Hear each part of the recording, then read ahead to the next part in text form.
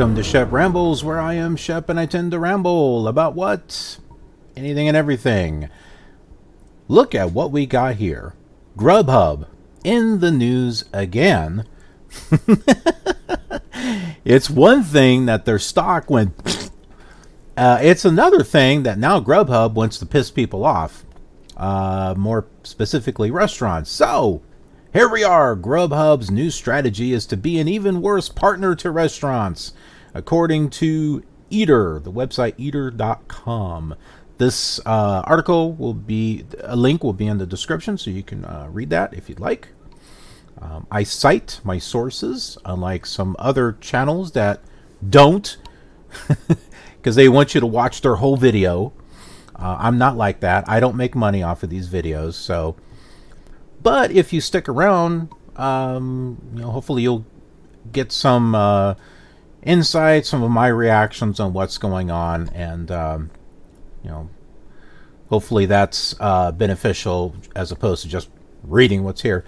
So anyway, the food delivery website and app GrubHub has been getting on their restaurateurs. Is that a word?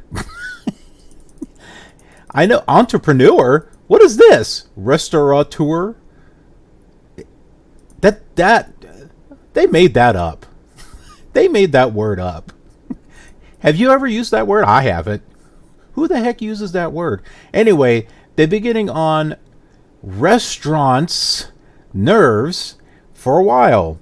In a class action lawsuit filed in January, multiple restaurants alleged that the site was sneakily charging restaurants for phone calls that weren't orders, since the calls were placed through proxy phone numbers GrubHub set up. Wow.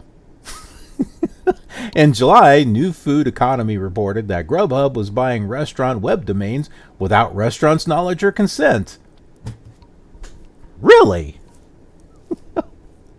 And though GrubHub argued it's technically allowed to do that in the contract, asses, it was still a bad look. You think? So what is the company doing to endear itself to restaurants that increasingly rely on third-party services to offer delivery?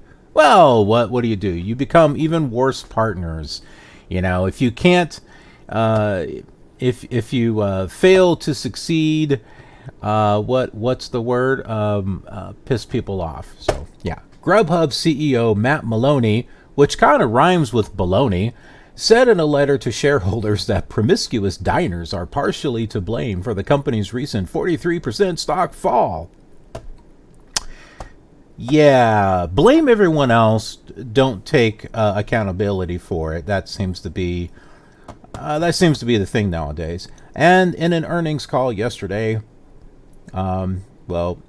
yesterday, as far as what today is, it was yesterday, but you might be watching this like tomorrow or maybe next week. But anyway, it's very hard to trick a consumer to pay more than what they want to pay. No, I don't know. There are consumers that get taken advantage of, so I don't know about that, which is sure to make consumers feel great about the honesty and transparency around their burrito orders. Yeah, I don't know about you, but I trust DoorDash and GrubHub and all those implicitly. Why would they take advantage of consumers? For that matter, why would they take advantage of drivers? No, that never happens, does it? So, in the face of increased competition and politicians looking to regulate the business, Mr. Baloney has the New York Post, as the New York Post writes, has been piloting an initiative in recent months to expand its restaurant network without officially partnering with eateries. That is, listing businesses without their agreement or permission. That's what Postmates does. I don't have GrubHub. I was not able to get on with GrubHub.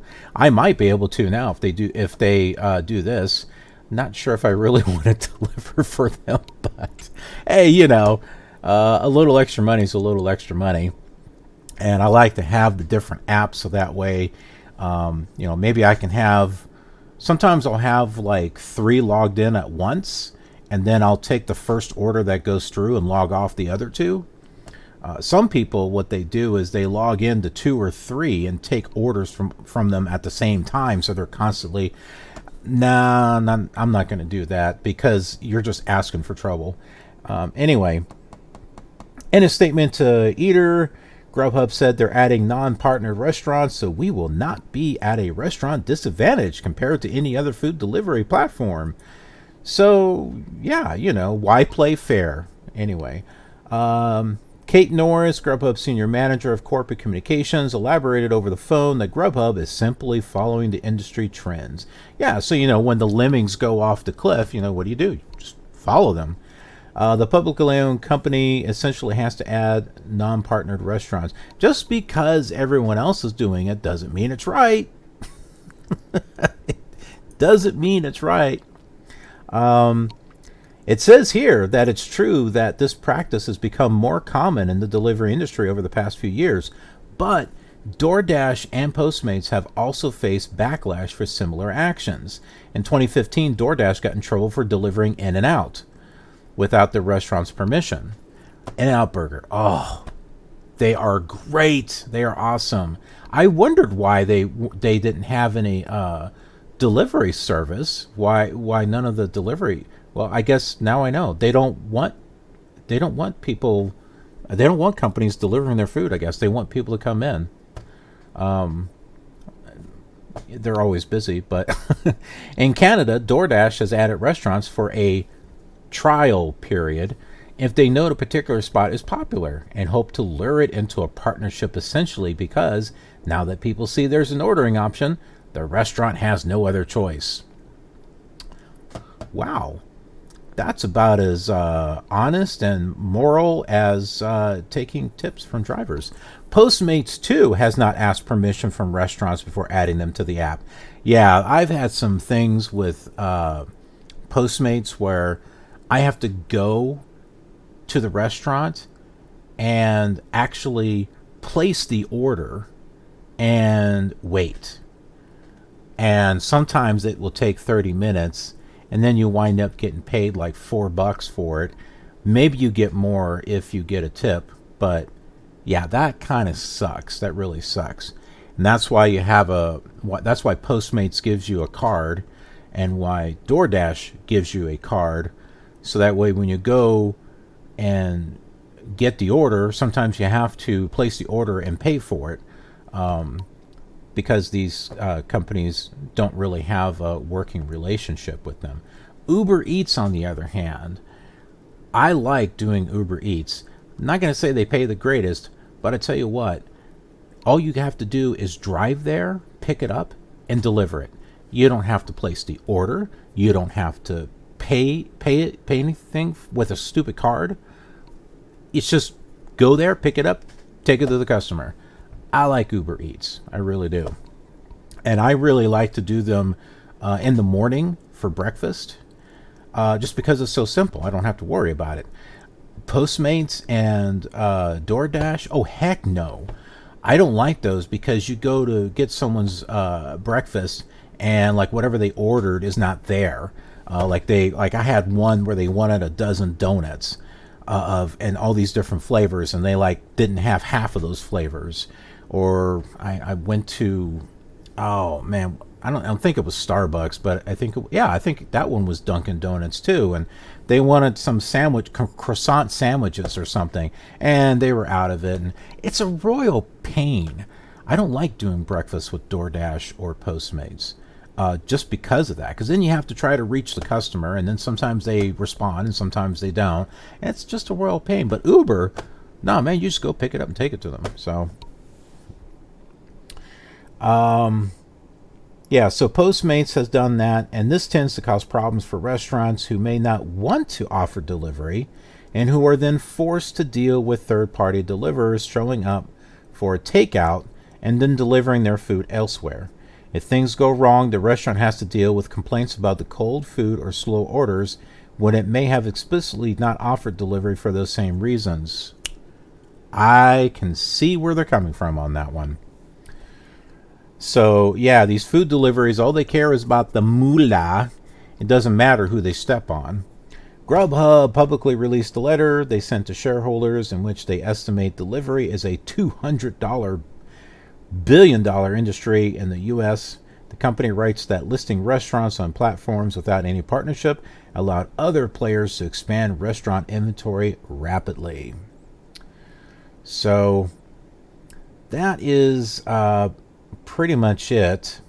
Like I said, you can read this article in more detail, but what do you think about this? I think this is kind of slimy, if you ask me. But I'm curious on what you think. It sounds to me that GrubHub is getting desperate now, especially when their stock just took a dump. I did actually buy one share in GrubHub. Maybe I should shoot myself in the foot. I don't know. But it's cheap. It was like, what, 30 bucks, 36 bucks now or something. I don't think GrubHub's going to go anywhere anytime soon. And if something were to happen, they'd just be bought out by someone else. So I figured, one share. I'll just get one share. And, maybe I can make like 20, 30 bucks off of it, just something. I like to put my money in stocks here and there, kind of like a savings account, and I just let it sit there and let it make some money, and then I'll sell it and put it somewhere else. And there are times where it doesn't make money, and that's where I'm just like, okay, we'll just leave you there and we'll wait till it does make money. Maybe it won't, but that's the thing about the stock market. Anyway, let me know what you think about this. Do you do GrubHub? How do you think this is going to affect you as a driver? Do you think they're going to have to put out a GrubHub card in order for them to do this, where you're going to have to go and maybe place the order and pay for it and all this stuff? I don't know. What do you think about this? Do you make good money with GrubHub? Do they just suck? Let me know in the comments what you think of this. And if you like this video, please give it a thumbs up and subscribe if you haven't already, because I have videos coming out on this channel all the time. My goal has been to get videos out every day of the week. Each day has a different theme. As far as the Shep Rambles, that just kind of comes here and there. Just random and sporadic when I come across interesting stuff. And I don't know, I found this interesting. And hopefully you did too. And if so, be sure to click that notification bell so that way you'll be notified of something new and interesting that comes up on this channel. But until that time, I will see you on the next rambling video.